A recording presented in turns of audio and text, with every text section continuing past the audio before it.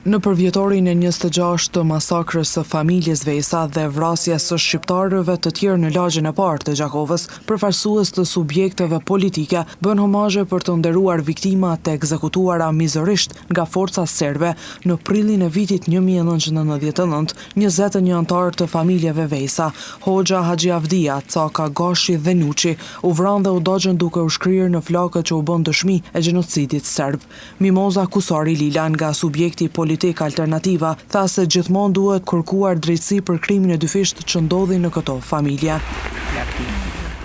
Vrasjet të cilat u bën atë natë pretekstin kryesor ose qëllimin e motivin e kishin gjenocidin apo shfarosjen e popullatës shqiptare nga këto troje dhe ekzekutimi përveç se mizoris në aktin e vetë është përcjell edhe me djegjen e trupave e pastaj në rastet e caktuara dhe e me largimin e kufomave apo gjurmëve të krimit. Prandaj në secilin prej këtyre krimeve makabër të cilët ne duhet t'i kujtojmë dhe për cilët duhet të vazhdojmë të kërkojmë drejtësi, e tregon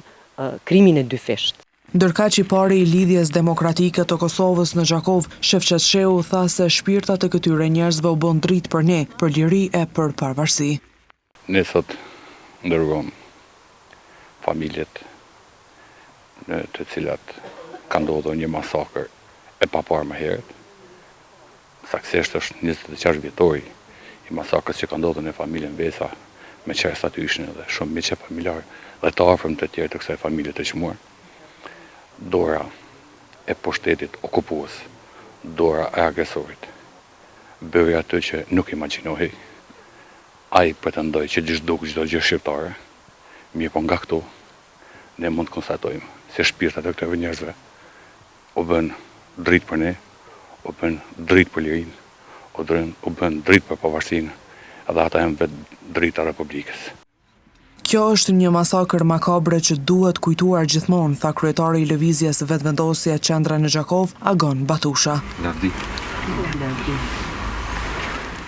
Kjo është një datë në të cilën Gjakova e ndjen dhimbjen ndër më të mëdhajet që ka përjetuar në luftën e fundit, ku në këtë masakër kanë humbur jetën edhe fëmijët, një masakër makabre për të cilën ne duhet ta kujtojmë gjithmonë edhe të kujtojmë që kush ka qenë agresori dhe çfarë barbarizma ka bërë, që kjo histori të mos na përsëritet asnjëherë, por ta forcojmë shtetin ton, ta forcojmë vendin ton dhe të qëndrojmë natyrisht edhe afër familjeve që këtë dhimbje ta shndrojnë në forcë, në kujtim dhe në të mirë të shtetit ton. Në po të njëjtën ditë në këtë zonë ndodhen edhe vrasjet dhe masakrat e 57 martirëve të tjerë.